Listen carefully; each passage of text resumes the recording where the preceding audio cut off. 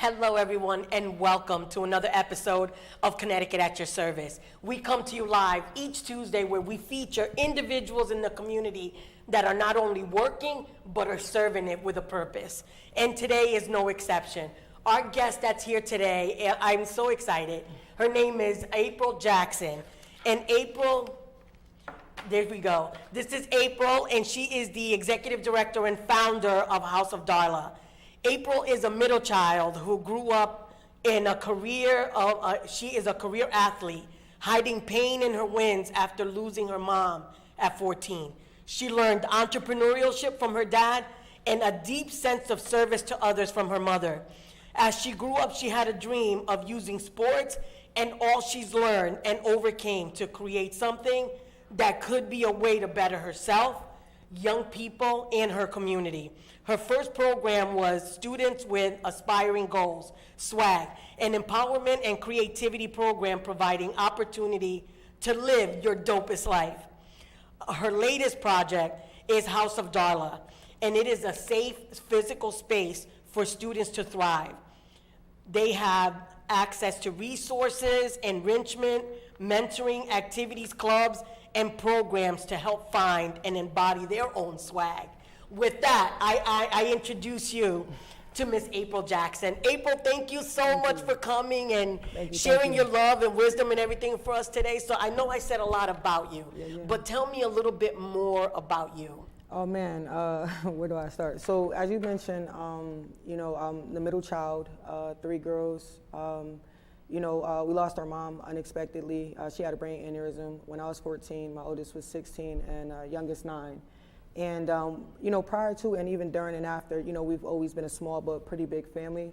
Our family big on just values, whether it's, character and integrity, how you show up for yourself and for others, but just love. Our mom was very big on, health and wellness, walking, bike riding, eating well. She introduced a lot of, nutrition and activities to the after-school programs within our community, and just a very big impact. So, as you mentioned, I'm a career athlete, excelling in sports significantly, and it's my experiences that have shaped and molded me, but also more so the people that I've come across that have impacted me in my life. And so, wanting to provide that for youth because it's significant. And when you talk about a career athlete, I'm like, if you don't tell me what it is, then I'm not gonna know because my husband will tell you. I watch, but I really don't know sports. But you actually played a lot of sports. Like that was really big in your life. So the first sport I played was track. My older sister was dope in it. She was very fast. She went to Madison Square Garden, and everything she did, I wanted to do. So she did track, so I had to do track. And then she played basketball. And I followed behind her, and my uncle, he recognized, my gift for athletics, and he was in the Army, and so, he started to train me, and, with like the rigor of being in the Army and the discipline, him implementing that, I became really, really great in sports. And then just growing up playing against, my guy friends and, them being, their physical aggression, having to constantly modify my game, it just made me better because I was constantly always running it back, so I could win. And so I ended up becoming really great in basketball. I played tennis growing up, and when I got in high school, I did track, and then, after my mom had passed, one of my track coaches, shout out to Cilio Steph, she was on me to play field hockey, and I ended up, doing really well in that as well. Mm-hmm. Yeah.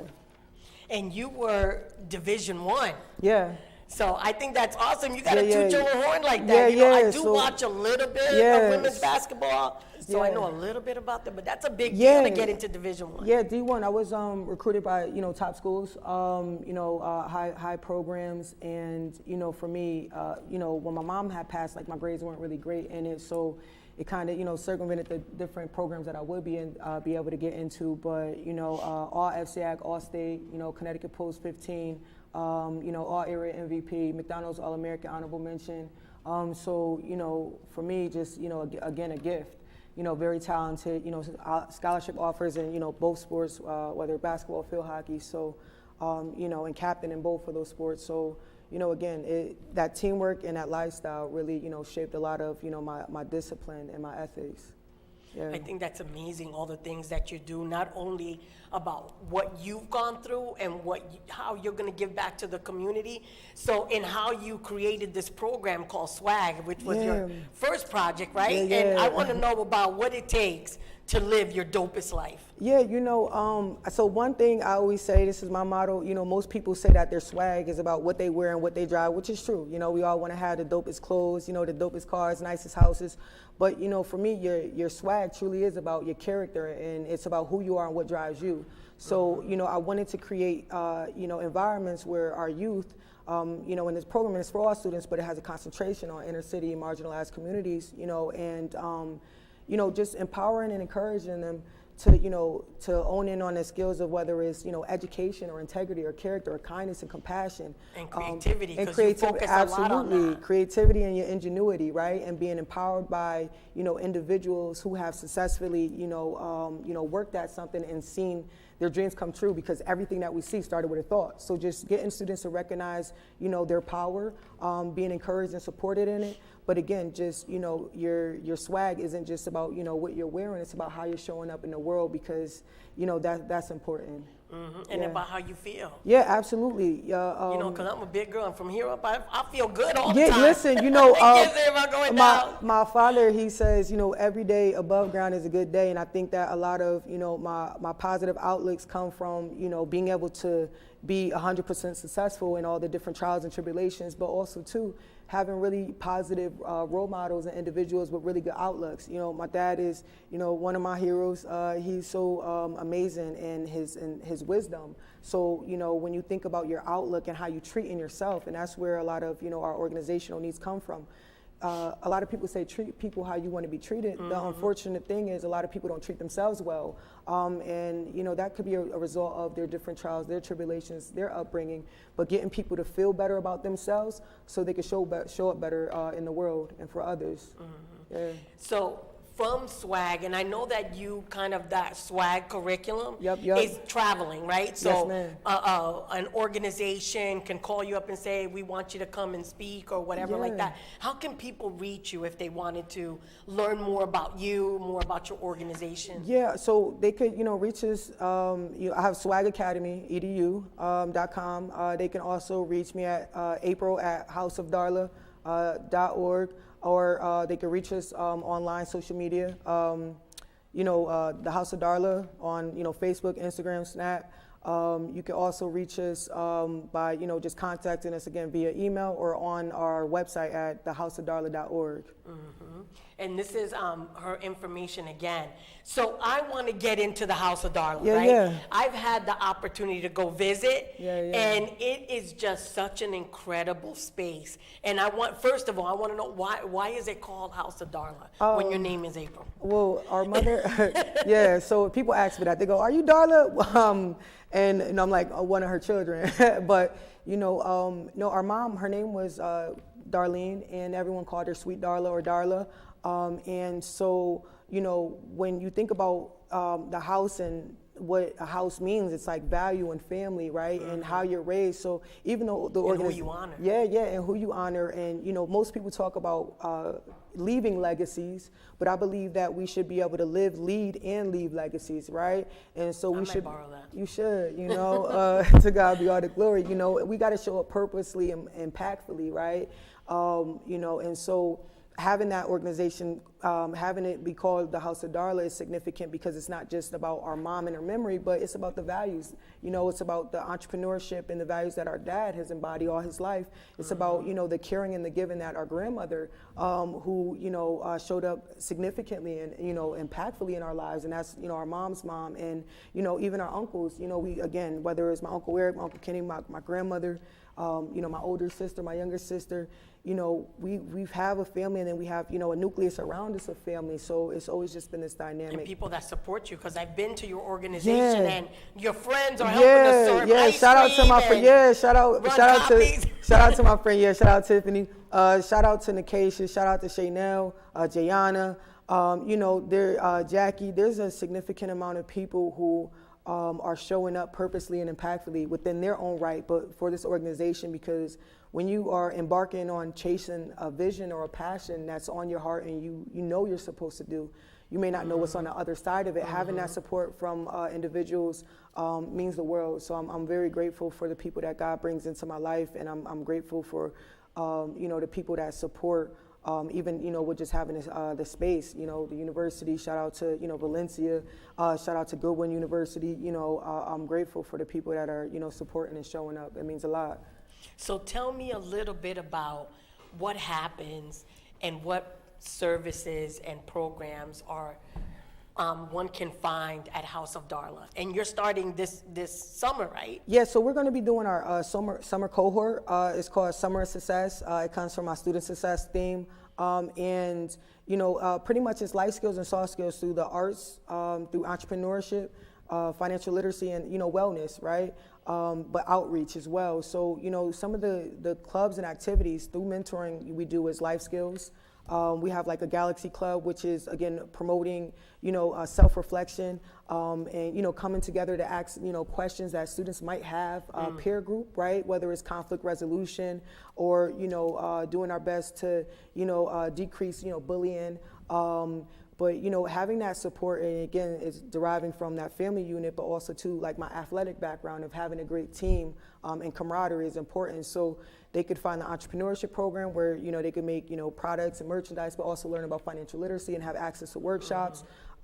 We have a kitchen for them to learn basic life skills, right? That's important. Yeah, absolutely, right? The schools do what they do best, but I think that having these grassroots organizations on the floor that, are from the community or, have experience, personally and professionally helps because, we're able to, help support bigger organizations like the schools, who aren't able to provide that, in-depth support all the time as they would like, because they're serving so many kids.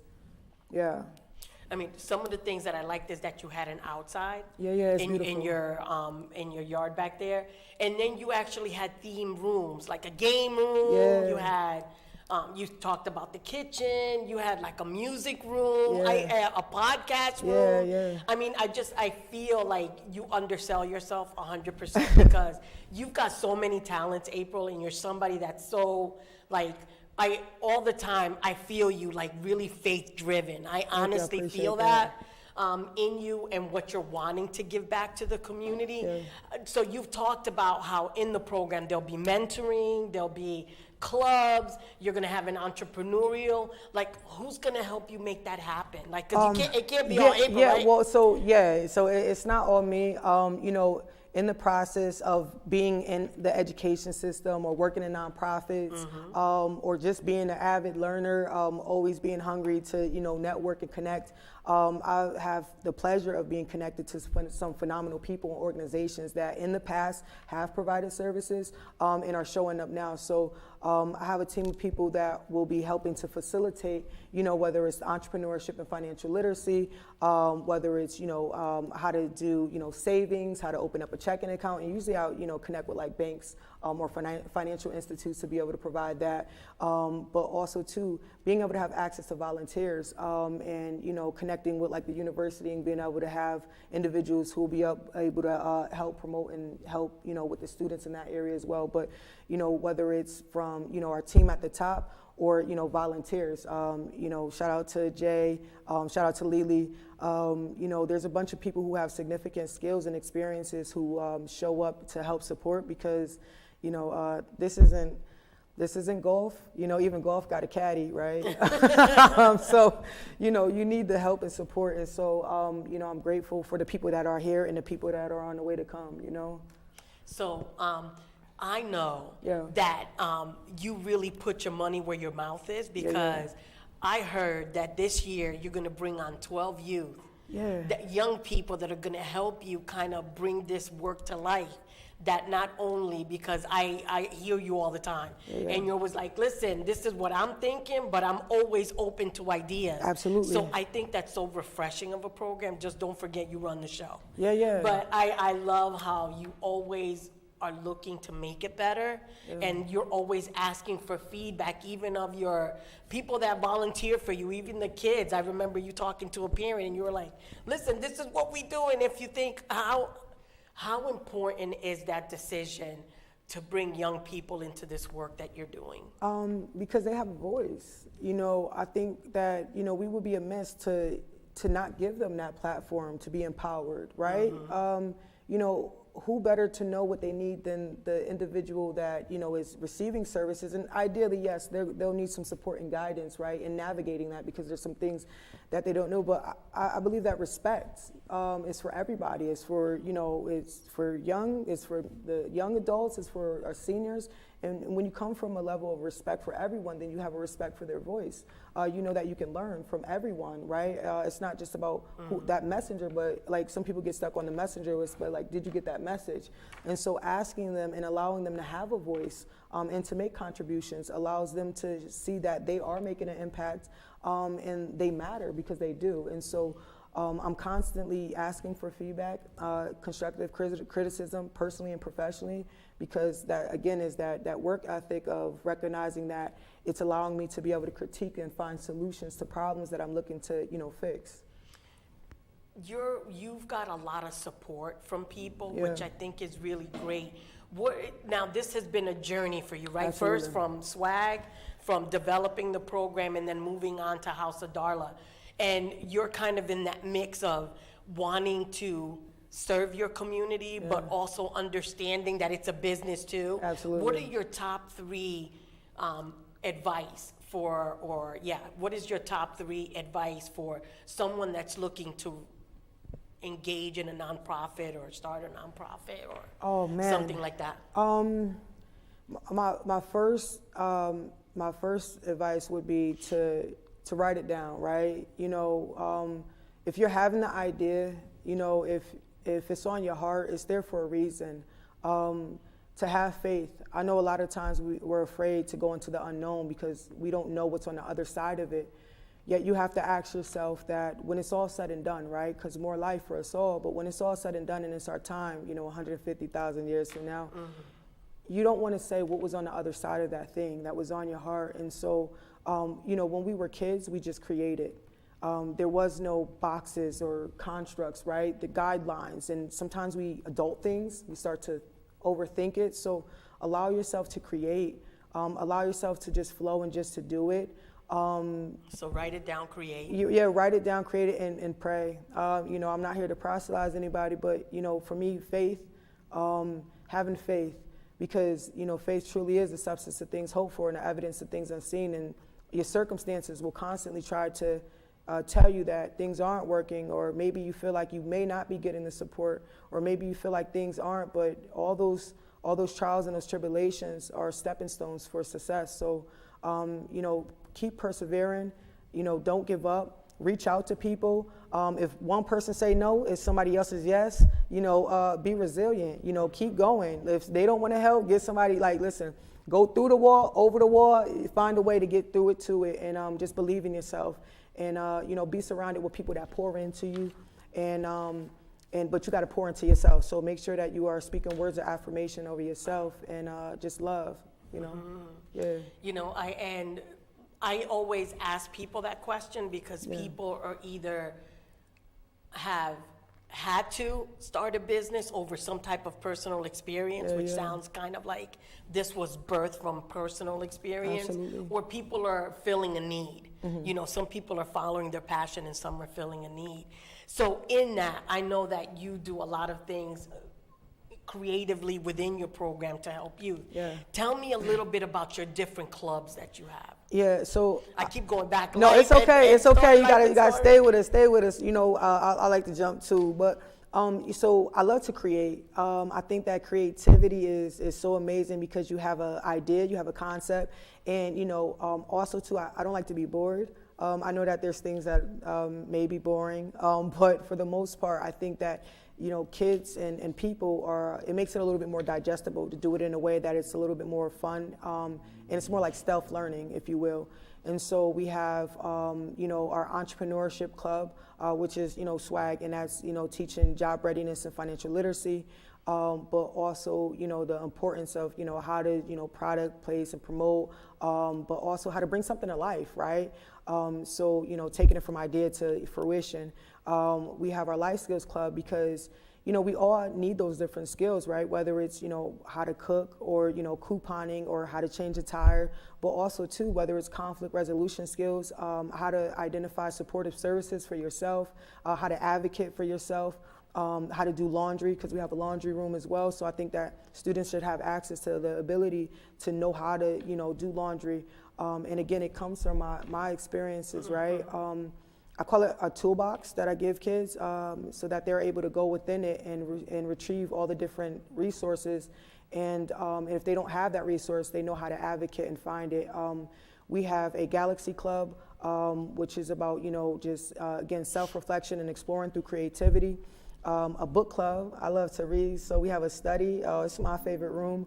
And it's like so serene and like calming in there. And it's promoting literacy and reading, exposing kids to different books and authors, especially, you know, youth within our community as well, you know, Black authors or, you know, just again, a world of, you know, fiction or autobiographies, but also, you know, preventing, you know, that mitigation and that summer loss, right, where they might lose that. So, you know, accompanying that with, you know, food and snacks. And then we have the game room, which is, you know, our game club. And, you know, most kids love the game.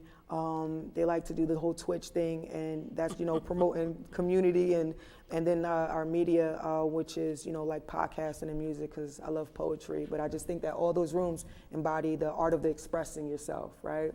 And connecting.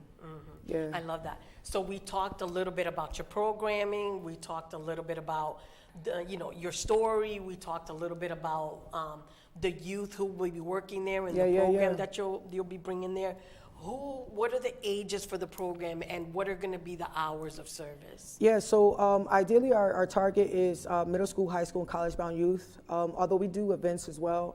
Shout out to my sister, Shanza. She does a significant job with community outreach. She's so uber talented, and, you know, it's like a family affair. That's the song that's playing in my head right now. And, you know, they get an opportunity to do programming this upcoming summer. It'll be, you know, 10 to 3, and it's, you know, again, 13 to, you know, 15, but also to opening it and doing junior programming when available to do like a buddy system for, you know, youth that are in, you know, elementary school. I'm very big on, you know, creating that dynamic where youth in the community could recognize that there's an individual that they could show up for, and youth recognize that they have someone that's looking out for them.